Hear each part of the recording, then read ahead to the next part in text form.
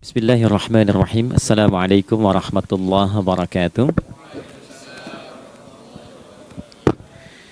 Alhamdulillah wassalatu wassalamu ala Rasulillah Muhammad ibn Abdullah wa ala alihi wa sahbihi wa man walah wa ba'd. Fa ya ibadallah usi nafsi wa iyyakum bi taqwallah faqad fazal muttaqun fala tamutunna illa wa antum muslimun. Faqala ta'ala Ya ayyuhalladzina amanu taqullaha haqqa tuqatih wa la tamutunna illa wa antum muslimun.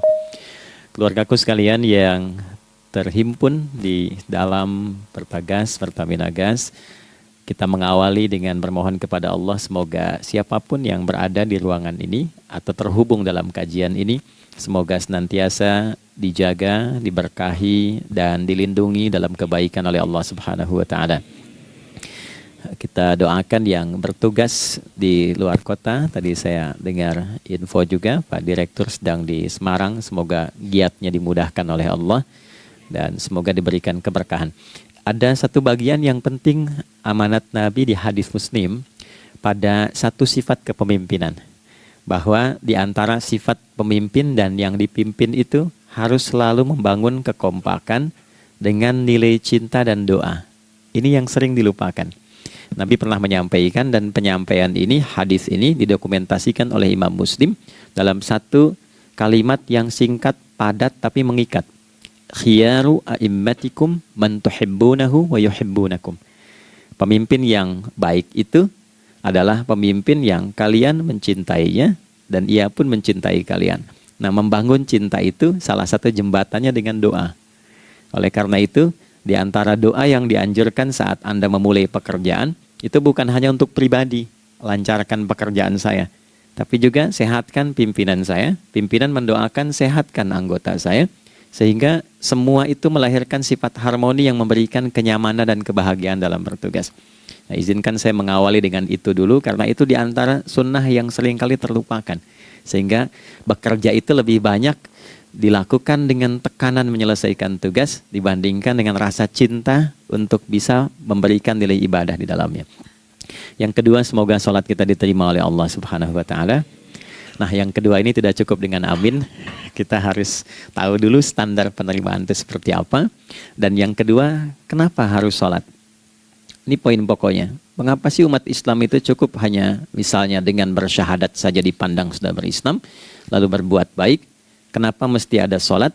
Kenapa bahkan yang pokok sampai 5 waktunya? Dan jumlah rakaatnya pun diatur sedemikian rupa sampai teknisnya pun dijelaskan dengan rinci. Saking rincinya, bila ada yang menyimpang dari rincian itu, maka dianggap sholatnya tidak sah dan mesti diulang. Shallu kama ra'aitumuni usolli. Sholatlah kalian seperti kalian persis melihat aku menunaikan sholat. Dan dalam sholat inilah kemudian ada sanad yang tersambung secara ketat sampai-sampai dalam hadis Muslim nomor hadis 397. Demikian di Al-Bukhari juga diabadikan di nomor hadis 757 oleh sahabat Abu Hurairah. Sanadnya tersambung kepada Khalad bin Rafi Az-Zuraiqi, seorang yang sholat di samping Nabi tapi bermasalah sholatnya. Lalu Nabi meminta beliau untuk mengulangi sholatnya. Sampai 3 kali peristiwa itu hingga beliau berkata, Ya Rasulullah au kama qala Alimni ma uhsinu ghairah. Ya Rasulullah, tolong ajarkan kepada aku karena aku tak punya pengetahuan lebih dibandingkan dari apa yang telah aku kerjakan. Nah, dari dasar ini melahirkan satu pertanyaan kritis ya, dan juga perlu argumentasi yang kuat secara syariah mengapa kita menunaikan ibadah salat. Baik teman-teman sekalian, karena waktu kita sangat padat ya, kita manfaatkan sebaik-baiknya. Saya mohon izin kajian kita akan lebih fokus kepada inti materi sehingga manfaatnya lebih banyak kita dapatkan. Salat satu-satunya amalan di dalam Islam yang mencakup 4 bagian pokok dalam beragama. Jadi ketika seseorang menetapkan dirinya beragama dan ciri satu nilai agama itu bernilai benar, ya, dalam nanti kalau kita mau komparasikan atau kita riset, itu ciri pokoknya ada 4. Satu, ada aspek namanya aspek keyakinan, ya, tauhid atau akidah. Nggak mungkin kan beragama kalau nggak yakin. Ya, karena itu pasal 29 ayat kedua itu mengandung nilai keyakinan. Negara menjamin kemerdekaan tiap-tiap penduduk untuk memeluk agamanya masing-masing dan beribadah menurut agama dan kepercayaannya itu. Ya, jadi nggak mungkin kita bisa menghasilkan nilai kepercayaan dan ibadah kalau tidak ada unsur keyakinan. Atau bahasa kitanya disebut dengan iman. Ya, iman itu nanti juga dipaku dalam setiap nilai kebangsaan di konteks Negara Kesatuan Republik Indonesia. Ini yang paling membahagiakan. Jadi mau jadi pegawai apapun itu syarat, ya, salah satu syarat yang melekatnya beriman dan bertakwa kepada Tuhan Yang Maha Esa, gitu kan? Ya, kemarin saya di BPK itu ada 11 bab Romawi, 40 pasal. Ya, di bab yang keempat pasal 13 tentang pemberhentian dan pengangkatan itu ada 11 poin A sampai K. Di poin B yang keduanya syarat menjadi bagian dari anggota BPK itu beriman dan bertakwa kepada Tuhan Yang Maha Esa. Baik, di Undang-Undang Pendidikan Sisdiknas nomor 20 tahun 2003 itu kalau kita baca dari poin menimbang ada 4, di poin B-nya saja sudah ada iman. Ya, Undang-Undang Dasar 1945 mengamanatkan pemerintah mengusahakan satu sistem pendidikan ya nasional yang meningkatkan keimanan dan ketakwaan pada Tuhan Yang Maha Esa serta akhlak mulia, baru mencerdaskan kehidupan bangsa. Ya, secara singkat, satu, agama dianggap benar kalau ada doktrin keimanan, ada akidah, ada tauhidnya. Yang kedua, ada ibadahnya. Ya, sebagai pembuktian kita beriman, buktinya apa? Ya kan? Saya beriman kepada Tuhan, kita tetapkan, misalnya Allah. Apa pembuktian keberimanan kita kepada Allah?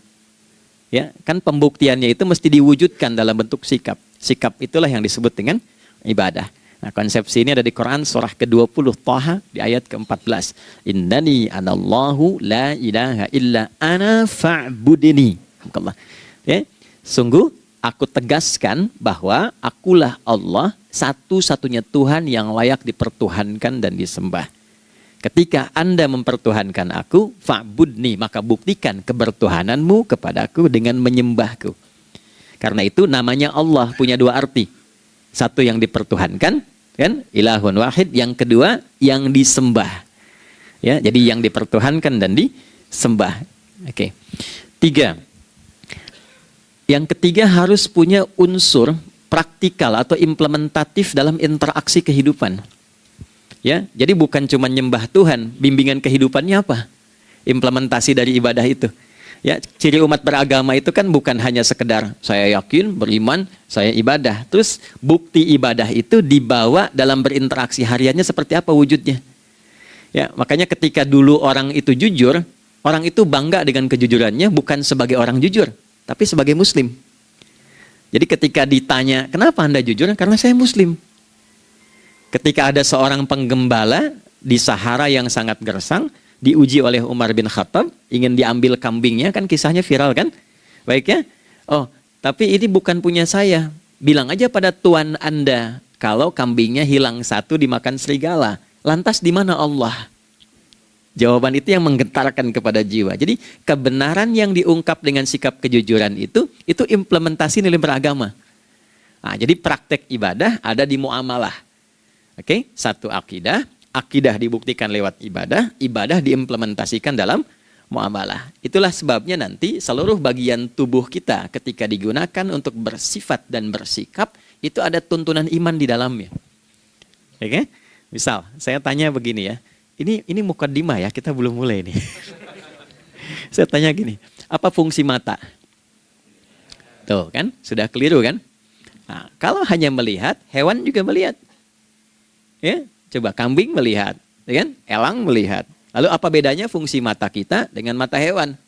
Ternyata ketika kita meriset ayat-ayat Al-Quran terkait dengan fungsi tubuh kita, itu rata-rata dibuka dengan iman dulu. Quran surah 24, surah Cahaya, ayat 30 untuk laki-laki, 31 untuk perempuan. Qul lil mu'minin. Ya Muhammad katakan, viralkan pada pria-pria yang menyatakan dirinya telah beriman. Yaghuddu min absarihim, gunakan pandangannya itu yang dibimbing oleh imannya untuk melihat yang baik saja menurut standar imannya. Jadi kalau menurut imannya tak baik, nggak boleh dilihat.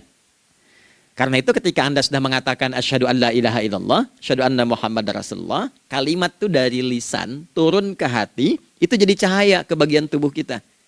Makanya ketika Anda melihat, itu ada cara pandang tertentu yang dibimbing iman. Standarnya beda dengan tanpa iman.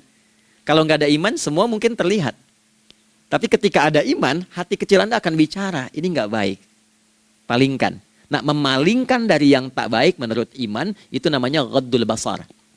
Oke? Perempuan juga begitu, setara. Wa kullil mu'minati yaghdudna min absarihinna. Dan katakan pada setiap perempuan yang menyatakan dia beriman, maka gunakan pandangan itu dengan bimbingan imannya. Ketika tak baik menurut imannya, palingkan. Ya, Anda lihat kajian di YouTube, terus ada iklan kan? Nah, terus menurut standar iman nggak bagus, itu otomatis akan nggak suka itu. Ya, pasti dipalingkan. Ya. Anda kalau naik pesawat ya, tugas keluar tuh, pertagas tugas keluar. Kalau pramugari lagi demo tuh yang dilihat pramugarinya apa demonya tuh. Nah, iman itu akan bekerja di situ tuh. Ya, palingkan tuh. Nah, sama dari mata turun ke, jangan langsung ke hati aja, ke lisan dulu kan. Ya, ke mulut kan. Itu mulut tuh ketika digunakan fungsinya, imannya disebut dulu. Ya, Quran surah 49 ayat 11 misalnya. Ya ayyuhalladzina amanu, imannya dulu. La yaskhar qaumin qaum. Ayat 12-nya la yaghtab ba'dukum ba'dha. Hai orang-orang yang telah menyatakan beriman. Kalau pakai alladzina disebutkan 1080 kali dalam Al-Quran, itu kalimatnya diksinya singkat, padat, mencakup semua tanpa sekat. Oke, jadi kalau laki-laki, perempuan, tua, muda, besar, kecil, beda strata, duniawi, itu semua tercakup di dalamnya. Hei semua yang telah menyatakan beriman, gunakan imanmu untuk membimbing lisanmu bertutur. Kalau masih merasa punya iman, jangan gunakan lisan untuk mencela, merendahkan orang. Untuk bergibah, membuat hoax. Didetilkan oleh Nabi, kalimatnya jelas. Man kana yu'minu billahi wal yaumil akhir, falyakul khaira aw liyasmut. Siapapun. Nah, dari alladzina ketika dirinci pakai man. Ya, man itu bentuk tunggal, ya, personal, tapi maknanya general. Jadi kalau Anda, saya, kita baca ayat atau hadis ada man, posisikan Nabi sedang bicara ke kita. Ya, hei Adi Hidayat, posisikan Nabi bilang gitu tuh. Kalau engkau merasa beriman sama Allah dan yakin dihisab di hari kiamat, jaga lisanmu. Katakan yang baik dengan bimbingan imanmu, tak mampu engkau diam. Jadi cukuplah suami istri itu menggunakan satu hadis ini, pasti sakinah itu muncul dalam kehidupan rumah tangganya. Ya, itulah sebabnya kenapa sakinah didahulukan dibanding mawaddah. Hati-hati ya, Mbak, walaupun namanya sakinah nggak ada ini nggak akan datang tuh ketenangan tuh. Ya, ada yang tahu nggak rahasianya? Kenapa sakinah duluan dibanding mawaddah? Ya, 5 juta. Ya, waktu habis karena padat sekali.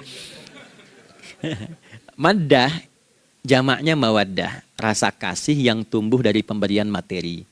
Jadi kalau rumah tangga itu ingin cenderung pada kebahagiaan, boleh berbagi dengan materi.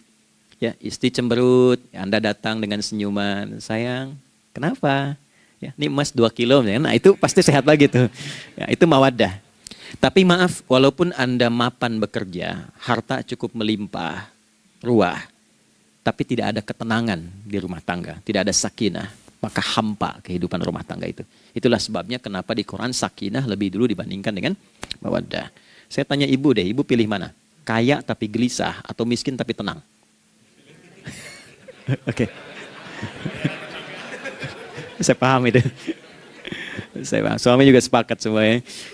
Artinya apa? Kita nggak bisa menghilangkan unsur ketenangan. Oke, itu hanya pembuktian argumentatif ya, supaya kajiannya lebih kepada argumen. Jadi ada akidah terkorelasi dengan ibadah, implementasinya di aspek muamalah. Nah, nanti cara bermuamalahnya diatur lewat akhlak namanya. Bagaimana bermuamalah yang baik? Kan Anda, maaf ya, berekspresi kepada pimpinan dengan kawan kan berbeda. Oke, kepada orang tua dengan anak kan lain. Nah, yang mengatur interaksi kita sehingga terjalin harmoni yang baik, itulah yang disebut dengan akhlak. Nah, 4 poin inilah yang menjadi inti dakwah Nabi SAW ketika diutus oleh Allah Subhanahu wa ta'ala. Memastikan 4 ini bisa optimal kita lakukan dalam kehidupan. Bonusnya yang kelima, selalu meningkatkan inovasi sehingga selalu mendapatkan hal baru dalam kehidupan. 5 ini digabungkan di Quran surah kedua Al-Baqarah di ayat 151. Kama arsalna fikum rasulam minkum yatslu alaikum ayatina. 1. Oke, wa yuzakkikum 2, akhlak, wa yu'allimukumul kitaba 3, wal hikmah 4, 5, wa yu'allimukum ma lam takunu ta'lamun. Kelima-limanya ini digambarkanlah dalam bentuk ibadah yang melatih kita sebagai pondasi awal menuju dan memantapkan 5 hal ini, yaitu sholat. Itulah sebabnya kenapa sholat yang pokok dilakukan 5 waktu dalam sehari untuk mewujudkan 5 hal ini dalam kehidupan, dan satu-satunya ibadah yang mengumpulkan 5 aspek ini dalam prakteknya hanya sholat. Hanya sholat. Oke, mari kita detilkan, kita rinci, dan di sini kita akan mulai kajian kita. Yang tadi mukadimah ya. Baik, kita punya 30 menit. Wah, padat sekali. Bismillahirrahmanirrahim. 1. Sholat adalah perwujudan iman seorang hamba. Karena itulah kalimat sholat pertama kali disebutkan dalam Al-Quran, itu letaknya setelah kalimat iman. Al-Baqarah ayat 3, Alladzina yu'minuna bil ghaibi wa yuqimunas sholat. Orang-orang yang telah menyatakan beriman dan konsisten menjaga imannya. Beda alladzina amanu dengan yu'minun. Amanu telah beriman. Tapi kalau dia komitmen dan konsisten terus menjaga imannya sampai saat dia berpulang pada Tuhannya, maka berubah nanti bentuknya kalau di bahasa Arab jadi mudhari'. Kalau di bahasa Inggris kan tuh punya 3 arti, present, continuous, and future. Jadi kalaupun sekarang terus berlangsung sampai masa depan pun saya tetap akan beriman. Nah, pembuktian untuk menjaga iman itu pembuktian utamanya pada sholat. Itulah sebabnya satu-satunya amal ibadah dari rukun Islam yang 5 itu, ya, satu-satunya amal ibadah yang disebut iman dalam Al-Quran hanya sholat. Teman-teman boleh buka Quran surah kedua Al-Baqarah di ayat 143. Ya, di pertengahan ke ujung ayatnya. Saya percepat. Wa ma kana Allahu liyudhi'a imanakum. Dan Allah nggak akan pernah menyia-nyiakan sholat seseorang yang dikerjakan karena imannya. Ayat ini turun, ketika ada terjadi pergantian arah kiblat. Dari yang tadinya semula ke Masjidil Aqsa, lalu berputar 180 derajat, beralih ke Masjidil Haram. Nabi sedang berada di luar Madinah. Madinah tempo dulu, wilayahnya nggak seluas cakupan sekarang. Oke, kalau diilustrasikan, area sekitaran Masjid Nabawi sekarang itulah Madinah lah. Di luar itu sudah di luarnya. Nah, Nabi sedang sholat, riwayatnya banyak menyebutkan, ada yang mengatakan zuhur, ada asar, ada maghrib. Di pertengahan itu turunlah Al-Baqarah ayat 144. Qad nara taqalluba wajhika fis sama' falanuwalliyannaka qiblatan tardaha fawalli wajhaka syatral masjidil haram. Maka berputarlah dengan turunnya ayat ini 180 derajat menghadap ke arah Masjid Al-Haram. Problemnya adalah ketika Nabi dan pengiring beliau kembali ke Madinah, area Masjid Nabawi, kan nggak semua masyarakat ikut. Maka virallah informasi itu bahwa kiblat telah beralih ke kiblat awal, yaitu Ka'bah Al-Musyarrafah. Maka penduduk panik pada saat itu. Status sholat kami yang tadi dikerjakan bagaimana? Karena sudah nggak bisa diulang, sudah pindah waktu. Maka turunlah kemudian firman Allah yang Al-Baqarah 143 itu, wa ma kana Allahu liyudhi'a imanakum. Karena engkau mengerjakan sholat itu dengan imanmu, maka Allah nggak menyia-nyiakan imanmu itu. Maksudnya apa? Walaupun arah kiblatnya tidak tahu mengarah kepada sisi yang belum berubah, tetap dihitung pahalanya sempurna karena imannya. Gitu. Nah, ini nanti yang menjadi landasan turunnya Al-Baqarah ayat 115. Walillahil masyriq wal maghrib fa aynama tuwallu fathamma wajhullah. Kalau Anda sedang tugas nanti di lapangan, lalu sulit menemukan arah kiblat. Aplikasi susah karena sinyal nggak masuk misalnya. Oke, kemudian juga matahari agak remang-remang sehingga sulit untuk terlihat patokannya. Maka dengan keyakinan, dengan iman itu, menghadaplah ke arah yang kita yakini, maka berlakulah Al-Baqarah 115. Di saat itu diterima amal ibadah kita sama dengan yang menghadap kiblat dengan dasar imannya. Oke, nah pengertian terbaliknya, mafhum mukhalafahnya, maka Nabi mengatakan, al-farqu bainal mu'min wal kafir tarkus salah. Beda antara orang yang beriman dengan yang belum beriman adalah pada sholatnya. Jadi kalau ada orang mengatakan sudah beriman dan tidak menunaikan sholat, ini artinya keimanannya belum diakui sepenuhnya oleh Allah Subhanahu wa Ta'ala. Jelas ya? Halo, kenapa sedih begini? Maaf, saya terlalu cepat nggak? Enggak ya, baik. Jadi dalam poin ini penting pembedanya di sholat. Itulah sebabnya kenapa dari kecil kan, usia sekian, dari mulai 3 ke arah 7 tahun contohkan. Ya, orang tuanya sholat bentangkan sejadah. Kalau bisa, kalau anak sudah mulai suka tuh kasih model sejadah yang anak-anak sukai bentuknya. Ya, dulu ada anak saya senang model mobilan, saya tidak sebutkan supaya tidak endorse gitu ya. Dikasih sejadah dengan pola itu, dia senang tuh ikutin. Kita nggak minta sholat, dia datang sendiri. Ya, nanti setelah mulai 7 tahun kan baru diajarkan dengan baik, diajak ke masjid kalau yang laki-laki. Demikian seterusnya. Ya, mengapa dari awal dituntun seperti itu? Untuk memberikan sebuah penguat bahwa penjagaan iman dimulai dari sejak dini. Ya, tapi di Indonesia saya perhatikan kelasnya sudah advance. Ya, TK sudah manasik gitu.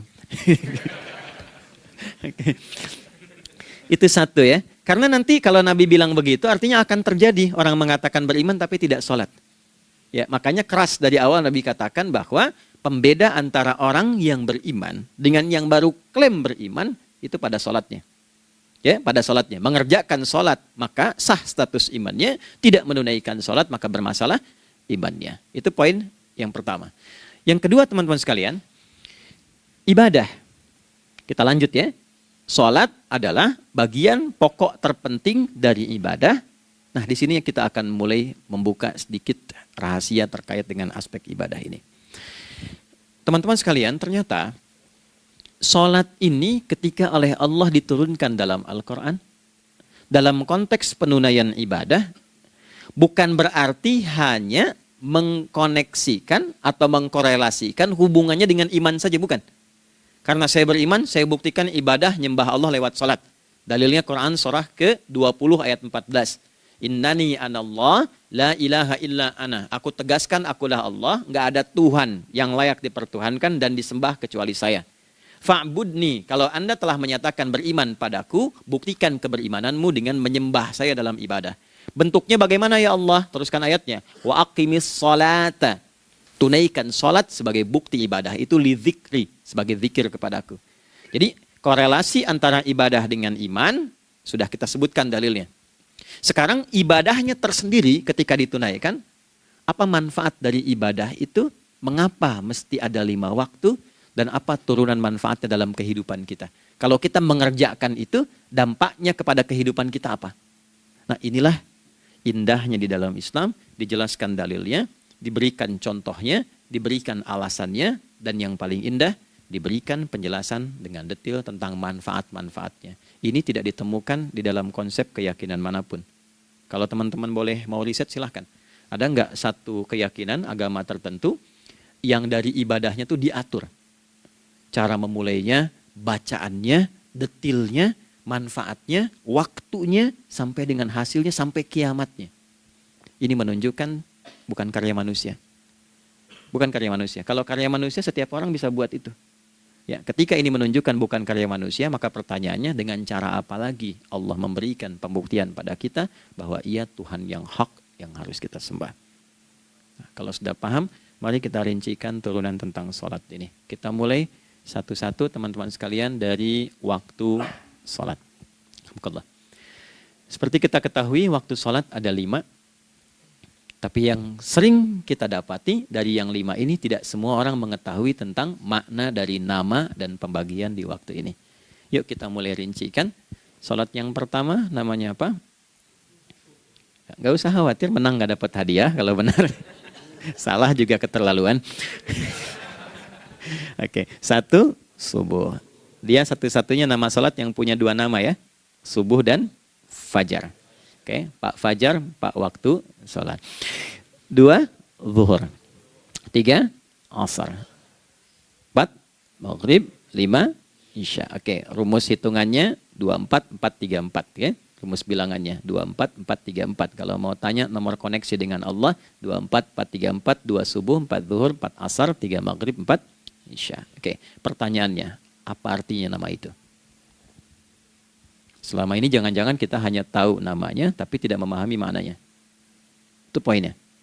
Oke, sekarang mari kita mulai. Izin saya tidak punya kemampuan untuk menuliskan, ya, karena memang saat ini terbatas, tapi kalau diperkenankan bisa kita coba uraikan sedikit.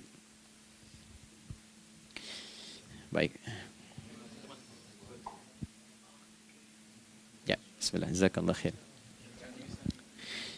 Mohon fokus baik-baik karena waktunya tinggal 21 menit lagi.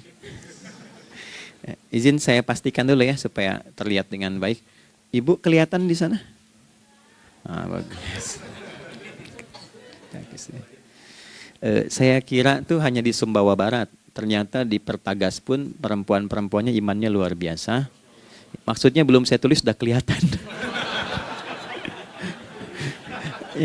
Imannya luar biasa.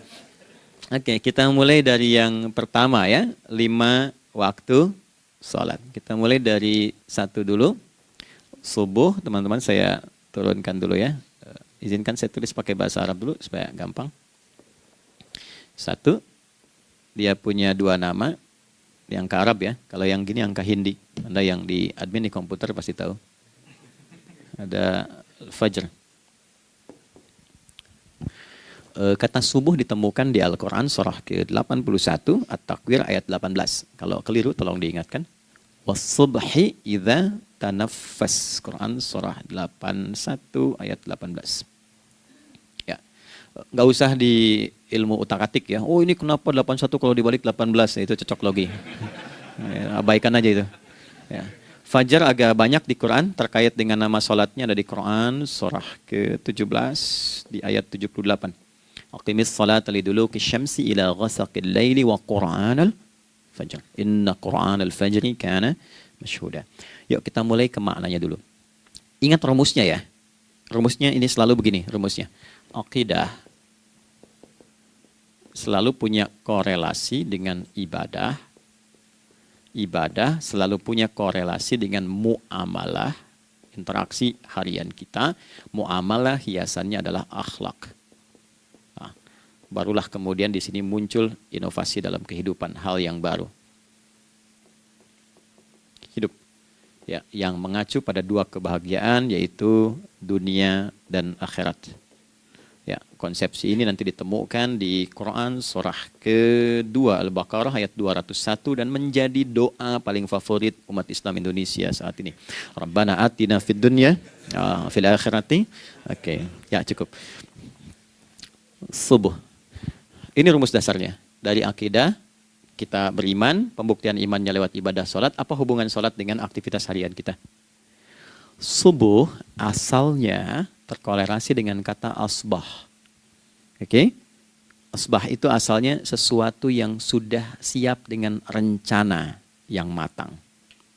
Baik, orang Arab tuh kalau bertanya begini, kaifa asbahta ya akhi? Kaifa asbahti ya ukhti? Bagaimana kabarmu di pagi ini? Itu bukan hanya nanya kabar kesehatan. Beda dengan kaifa haluk, beda. Ya, itu bertanya, bagaimana kabarmu hari ini? Aktivitasmu bagaimana? Lancar, sudah siap, planning bagus, dan sebagainya. Ya, itulah sebabnya ketika Allah bersumpah dengan awal waktu, penandanya adalah planning kegiatan. Ya, was-subhi, dan aku bersumpah demi waktu subuh, awal mula untuk berkegiatan, idza tanafas, apabila sudah mulai bergerak, bersamaan dengan nafas yang keluar itu, maka sudah jelas rencana yang dibuat. Ya, jangankan kita, semua alam itu, semesta itu seluruhnya bukan hanya bertasbih, tapi beraktivitas dalam tasbihnya. Di waktu subuh, matahari sudah mulai bersinar kan? Ya, dan sinarnya mengambil manfaat loh. Mengandung nilai manfaat, memecah keheningan malam dan menghilangkan kegelapannya. Gelap mulai hilang, datang kemudian sinar yang memberikan kita bimbingan untuk beraktivitas. Tumbuhan dimulai waktu itu sudah mengeluarkan oksigen, menyerap karbon dioksida. Saya waktu di Utrecht, di Delft di Belanda, ya, saya coba ingin membuktikan. Kan adzan nggak terdengar keluar ya. Jadi sebelum waktu subuh itu saya keluar, kebetulan flatnya waktu itu dekat area hutan yang agak rimbun, enak gitu, udaranya bagus. Itu sebelum subuh terasa karbon dioksida. Walaupun cuma beda hampir 1 menit. Tapi begitu masuk waktu subuh, keluar kesegaran yang luar biasa. Oksigen yang keluar. Ya, ini kan nggak mungkin kalau kuasa Allah tuh nggak mungkin terjadi seperti ini kalau bukan kuasa Allah Subhanahu wa taala. Tapi poinnya adalah yang bicara begini Quran. Nah, sekarang yang ingin saya katakan adalah alam semesta dalam konteks seperti matahari, kemudian tumbuhan, binatang, ayam bahkan mulai berkokok, punya planning yang teratur. Masa kita makhluk yang dihisab tuh nggak teratur? Nggak punya perencanaan? Maka subuh itu mengajarkan kepada kita, jangan sampai ada orang Islam yang punya keimanan, lalu menunaikan sholat, diajarkanlah oleh Allah, setiap masuk subuh itu harus punya agenda yang jelas. Planning yang terukur. Jangan terjadi mengaku muslim, beriman, tapi nggak jelas perencanaan hidupnya. Jam 7 mau di mana? Jam 8 kerjakan apa? Anda dari sini ketemu 7 ke 4, atau setengah 8 ke setengah 5, 8 jam kerja. Oke, berangkat jam berapa? Petakan di jalan macetnya di sebelah mana? Ukur sampai kantor tiba jam berapa? Apa yang mau dikerjakan di kantor? Itulah Islam, itulah subuh. Sehingga tidak ada satupun orang Islam di era Nabi mengajarkan beraktivitas kecuali terukur dan teratur. Bahkan Nabi memulai itu evaluasinya di malam hari. Sehingga turun di antara surah Al-Insyirah itu ada ayat yang tegas mengatakan di ujungnya, فَإِذَا فَرَغْتَ فَانْصَبْ. Evaluasi yang telah berlalu di malam hari. Evaluasinya menyeluruh sampai ke zikirnya. Dicatat nih. Ya, aku hari ini secara spiritual itu, mohon maaf, sholat jamaahnya berapa waktu tuh? Dari 5. Oke? Misalnya dari 5 itu cuma 4, berarti koreksi ada yang kurang. 1. Ya. Yang kedua, secara intelektual sudah berapa bacaan yang dibaca saat ini? Ilmu yang ditingkatkan, mensyukuri anugerah akal dan sebagainya. Bekerja sempurna enggak? Turunkan ibadahnya bagaimana? Ketika ada yang kurang, istighfari. Ya, sebagai seorang ayah, ada nggak sesuatu yang salah yang dilakukan belum sempurna? Sebagai seorang ibu, anak dan sebagainya, istighfar. Itulah sebabnya sebelum tidur Nabi ajarkan istighfar. Yang kita tahu 70 kali kan, 100 kali. Yang saya tanya, 1 ke 70 itu istighfar apa saja? Apakah hanya bilangan di lisan? Atau dari lisan diingatkan oleh pikiran, ditembuskan ke hati? Istighfar sebagai seorang ayah yang kurang maksimal melihat anak dengan baik. Anda boleh punya jabatan di kantor, boleh direktur, boleh manajer, boleh macam-macam. Tapi ketika Anda pulang, Anda seorang ayah. Saya di Timur Tengah disebut syekh, di sini dipanggil kiai, dipanggil ustadz. Pulang ke rumah, anak saya nggak kenal itu semua. Anak saya nggak peduli itu semua. Belum pernah seumur-umur saya mengajar, lalu saya pulang, anak saya menunggu depan pintu dan memanggil, kiai. Tidak ada. Dia ingin ayahnya. Kenapa nggak kita hadirkan istighfar pertama kita itu karena kita kurang perhatian. Kurang perhatian kepada anak misalnya. Saya kalau pulang tengah malam dan semua tertidur, saya lihat satu-satu. Perbaiki cara tidurnya, doa, lihat satu-satu, minta ampun sama Allah. Dan ya kadang sebelum mengalirkan air mata kita nggak bisa tidur karena nggak tahu nanti ketemu lagi nggak di akhirat. Itu poin yang paling penting. Nah, jadi istighfar pertama itu untuk diri kita ketaatan pada Allah. Untuk diri kita sebagai anak pada orang tua. Sebagai suami punya tanggung jawab istri atau sebaliknya. Demikian seterusnya. Nah itu kalau sudah kita bisa lakukan, dievaluasi, direncanakan besoknya. Fa'idha faraghta fansab. Direncanakan lagi yang berikutnya, besok mau ngapain, tulis malam. Kalau kita biasakan begitu tidurnya enak. Karena nggak ada beban, damai hidupnya. Dengan teman damai kalau ada perselisihan sebelum tidur. Ya. Jadi nggak ada orang mengigau itu masalah-masalah kehidupan dunia yang belum tuntas. Ini dunia saat terjaga bermasalah, saat tidur pun masih bermasalah. Gara-gara kamu nih, kapan istirahatnya? Ya. Nah, ketika kita bangun dari subuh itu, maka rencana yang sudah kita siapkan itu, teman-teman sekalian, dibawa menghadap Allah supaya minta kemudahan, minta kelancaran, minta pendampingan, minta bimbingan.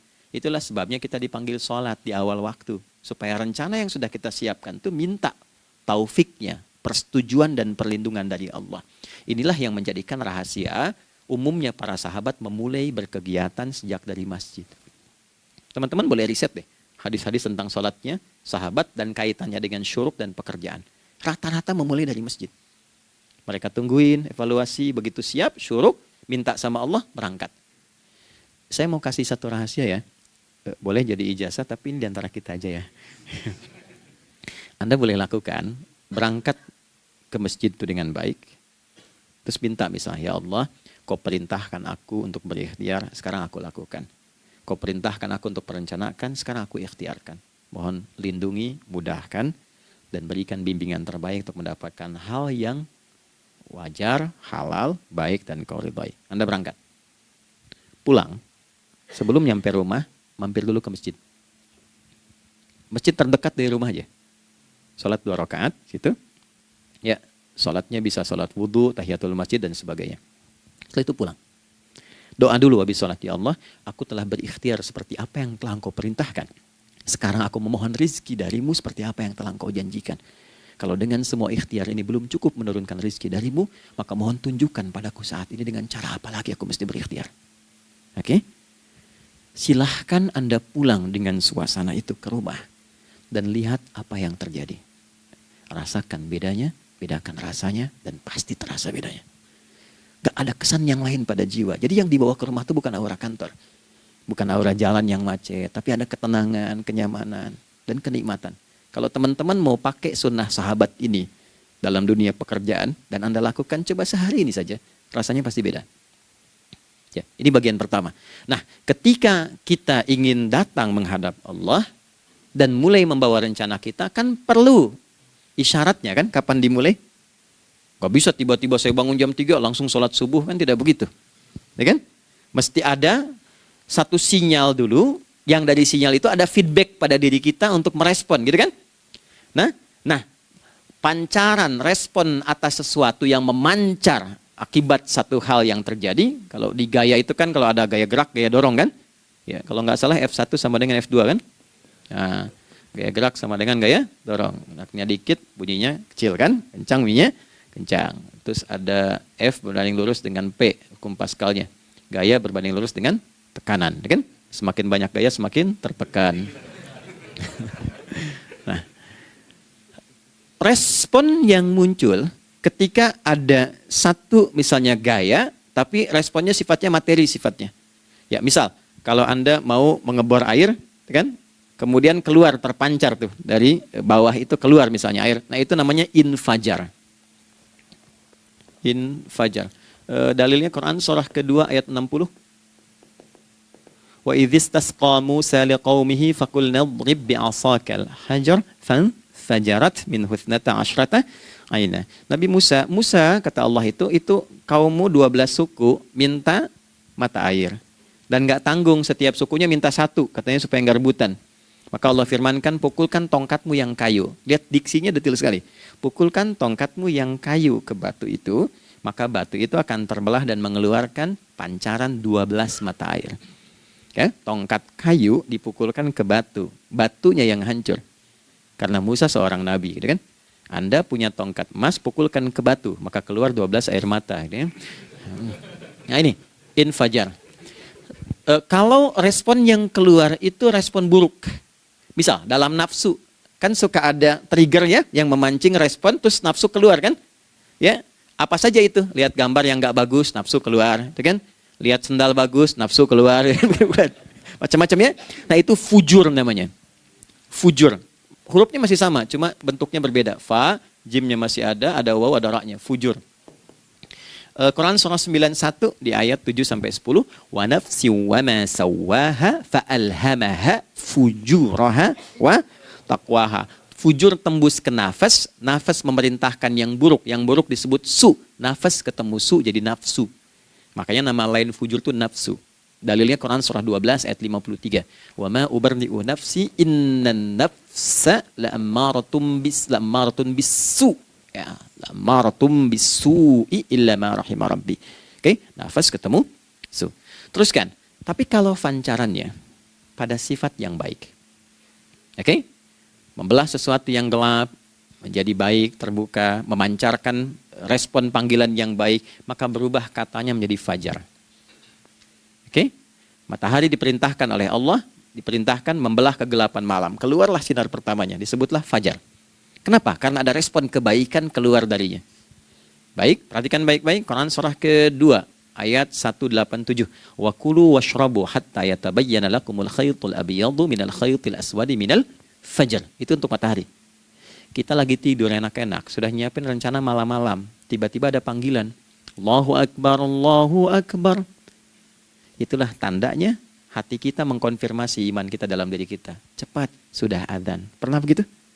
Nah, konfirmasi itulah dalam bahasa lain yang disebut dengan fajar namanya. Datang. Jadi waktunya matahari membelah disebut dengan fajar, konfirmasinya pun disebut dengan apa? fajar.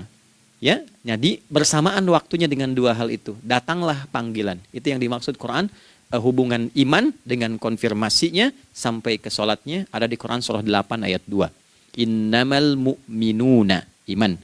Alladzina idza dzukirallahu adzan. Wajilat qulubuhum iman. Jadi begitu ciri iman itu ada dalam jiwa, dipanggil lewat adzan, kan? Allahu Akbar, langsung merespon, ya Allah sudah adzan. Walaupun setelah adzan ada lagi getaran, baru adzan belum qomat gitu kan. Nah, misal ya. Nah, tapi inilah fajar. Jadi maksudnya rencana Anda ini agak jarang dibahas ya. Mohon maaf, ilmu ini agak jarang. Jadi jangan Anda bilang saya bid'ah, bukan. Ya, bukunya ada, referensinya ada. Cuman karena jarang dikaji, jangan sampai kekurangan pengetahuan menghukumi yang tahu jadi salah gitu. Ini poinnya. Jadi saya kalau bahas satu masalah itu bukunya saya kumpulkan. Tafsir awal sampai akhir yang ada apa, buku-buku tentang sholat apa, baru kita keluarkan. Jadi bagian topik-topik tertentu yang dibahas. Problemnya ketika membahas tentang ibadah cuma dua. Satu tentang bacaan, doanya apa. Yang kedua tentang gerakan, bagaimana mengerjakannya. Yang ketiga jarang dibahas hikmahnya apa. Padahal rumus dalam ibadah itu dalam fikih tiga-tiga mesti dipakai. Ini Quran surah kedua ayat berapa? Ayat 129. Rabbana wab'ats fihim rasulan minhum yatlu 'alaihim ayatika ini wa yu'allimuhumul kitaba ini wal hikmah ini. Barulah kita mendapatkan sesuatu yang baru. Ya. Ini wa yuzakkikum dan di 151 Al-Baqarah wa yu'allimukum ma lam takunu ta'lamun.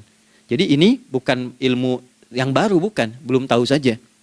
Jadi selama ini yang kita kerjakan jangan sampai terbatas pada ritualnya saja untuk mencukupkan ini. Hubungan ritual dengan ini apa gitu. Ya, jadi subuh ini mengkonfirmasi bahwa ada satu keteraturan dalam kegiatan kita. Ya, alhamdulillah. 2, siang. Oke, setelah subuh, fajar, salat apa? Zuhur. Oke, saya tanya pada Anda, zuhur itu artinya apa? Sudah, cukup katakan wallahu a'lam. Waktunya terbatas ya. Sahabat ditanya nggak tahu wallahu a'lam. Anda sahabat bukan, tabi'in bukan.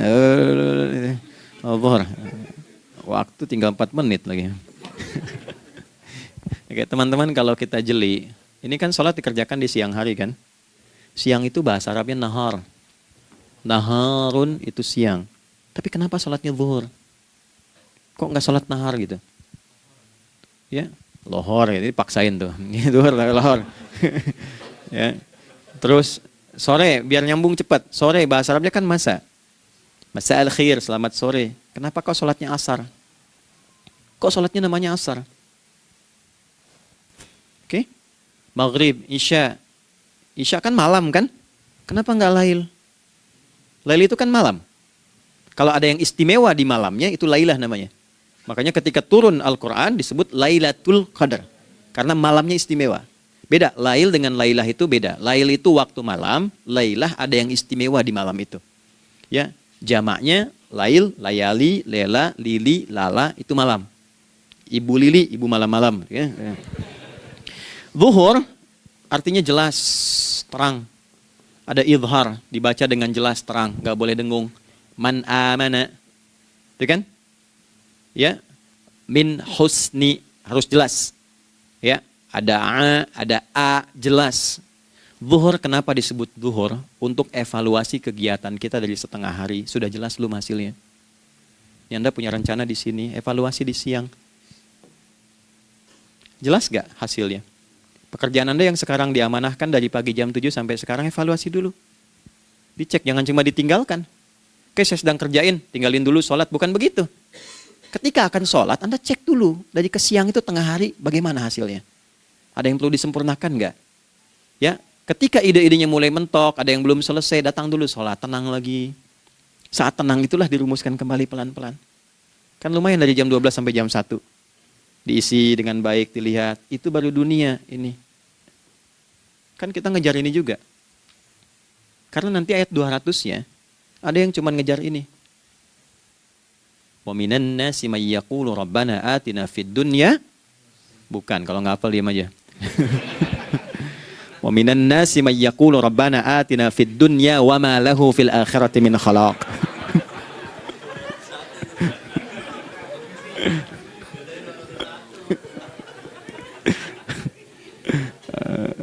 Nah, paham kan? Dan di antara manusia ada yang fokusnya hanya dunia yang dikejar, sehingga nggak kebagian akhiratnya. Padahal dia tahu dia mau pulang. Yang lebih aneh lagi, pengen pulang surganya Firdaus dekat dengan Nabi. Tapi tiap hari kerjakan dunia, dunia lagi, berangkat gelap, pulang gelap, terus meninggal gelap juga. Ini kan repot. Nah, maka mesti investasi kan. Anda kalau tugas keluar kan, apalagi keluar negeri kan hukumnya beda. Bekalnya pun tidak sama. Anda tugas ke Amerika, mata uangnya sudah beda, hukumnya sudah beda. Terus pengen pindah ke alam barzah, pengen hukumnya sama dengan dunia, mustahil. Ya, makanya dimensinya beda, keadaannya tidak sama. Baju yang dipakai kan beda. Barang-barangnya nggak sama.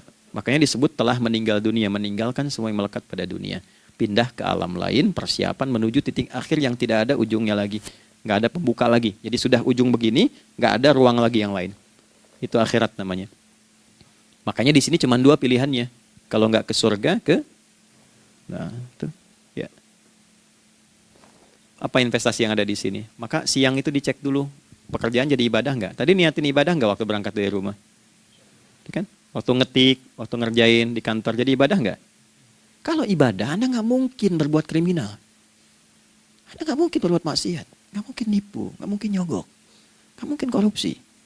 Kan lagi ibadah, nggak mungkin curang. Kan lagi ibadah. Anta budallaha ka'annaka tarah. Anda itu mengerjakan segala hal sebagai ibadah, merasa diawasi Allah. Fa in lam takun tarah fa innahu yarah. Kalaupun Anda merasa nggak melihatnya, Anda yakin Anda dilihat. Itulah kerja pakai iman, maka ini di bawah akidahnya. Jangan ditinggalkan. Nah, inilah yang selama ini kita butuhkan. Ya. Inilah yang melahirkan nilai etik, makanya adanya dalam jiwa. Takwa itu kan dalam jiwa, melahirkan etos. Etos mendorong kepada logos, logos melahirkan patos. Kepantasan dalam bekerja. Jadi Anda sekuat apapun ilmunya, kalau nggak punya etos, itu rusak. Jadi tidak cukup akal sehat. Jiwa yang sehat itu lebih penting. Banyak orang akalnya, saya ingat, akal itu tidak memberikan perintah. Dia hanya merumuskan satu instruksi dalam jiwa supaya mudah dilakukan dan dieksekusi oleh fisik. Jadi akal yang sehat itu seberapa pandai ilmunya, seberapa cepat mengeksekusi perbuatan. Tapi kalau yang dieksekusi itu dari perintah nafsunya, masalah. Habis saja waktunya tuh. Ya. Ini gimana ini? Tolong jawab loh. Nah, teman-teman karena sudah habis waktu jam 1, kita baru zuhur ini. Nah, yang paling menarik itu, gini, yang paling menarik. Kalau ada orang belum sadar sampai zuhur tentang akibat kehidupan ini, maka muncullah asar. Apa asar itu? Kenapa mesti disebut dengan asar? Dan apa manfaat istimewanya asar kepada jiwa kita? Itu di kesempatan lain kita akan bahas. Teman-teman, waktunya sudah habis. Ya, saya menghargai Anda, kan tidak boleh juga saya ngajarkan tapi mengambil yang sesuatu yang tidak tepat ya. Kita buktikan keimanan kita dengan mengerjakan amanah pekerjaan di tempat ini dengan baik, waktu digunakan dengan baik. Kita saling mendoakan supaya semua kita dijaga oleh Allah Subhanahu wa taala. Maafkan saya, lain kesempatan kita berjumpa kembali untuk melanjutkan apa yang telah kita bahas hari ini. Mari kita berdoa, semoga doa kita diterima oleh Allah Subhanahu wa taala. Allahumma taqabbal minna innaka antas sami'ul alim wa tub 'alaina innaka antat tawwabur rahim. Nahmaduka kama 'allamtana an nahmadak wa nashkuruka syukran kama 'allamtana an nashkurak. Antal muqaddim wa antal muakhir biyadikal khair innaka 'ala kulli syai'in qadir. Ya Allah, kami memuji-Mu seperti Engkau mengajarkan kami untuk memuji dan bersyukur atas segala nikmat-Mu seperti Engkau bimbing kami untuk mensyukuri segala nikmat-Mu. Allahumma salli wa sallim wa barik ala habibikal karim rasulikal mustafa al-amin sayyidina Muhammadin wa ala alihi wa sahbihi ajma'in. Ya Allah, anugerahkan kami kemampuan untuk terus bersalawat pada Rasulullah, sehingga dengan itu kami mendapatkan kemampuan yang baik untuk meneladani kemuliaan beliau dalam beraktivitas kehidupan. Rabbana la tada' lana fi maqamina hadza dhanban illa ghafartah. Ya Allah, jika ada pendosa hadir di ruangan ini atau terhubung dalam kajian ini, maka jangan biarkan ya Allah ia meninggalkan tempat ini dan kajian ini kecuali Engkau telah ampuni seluruh dosa-dosanya. Wala hamman illa farajtah. Ya Allah, jika ada satu di antara kami yang menghadiri kajian ini membawa kegelisahan, maka mohon tenangkan keadaan hatinya. Wala asiran illa yassartah. Jika ada yang sedang diliputi oleh kesulitan, maka mudahkan, ringankan dan hilangkan seluruh kesulitannya. Wala maridan illa syafaitah. Dan bila ada di antara kami yang diuji dengan penyakit, maka mohon angkat dan sembuhkan penyakitnya. Rabbana atina fid dunya hasanah wa fil akhirati hasanah wa qina adzabannar. Wa sallallahu ala sayyidina Muhammad wa ala alihi wa sahbihi ajma'in. Wa akhiru da'wana subhanakallahumma rabbana wa bihamdika nashhadu an la ilaha illa anta nastaghfiruka wa natubu ilaik. Walhamdulillahi rabbil alamin. Nasrun minallah, fathun qarib, wa basyir basyiril mu'minin. Terima kasih untuk semuanya. Mohon maaf kami langsung pamit. Assalamualaikum warahmatullahi wabarakatuh.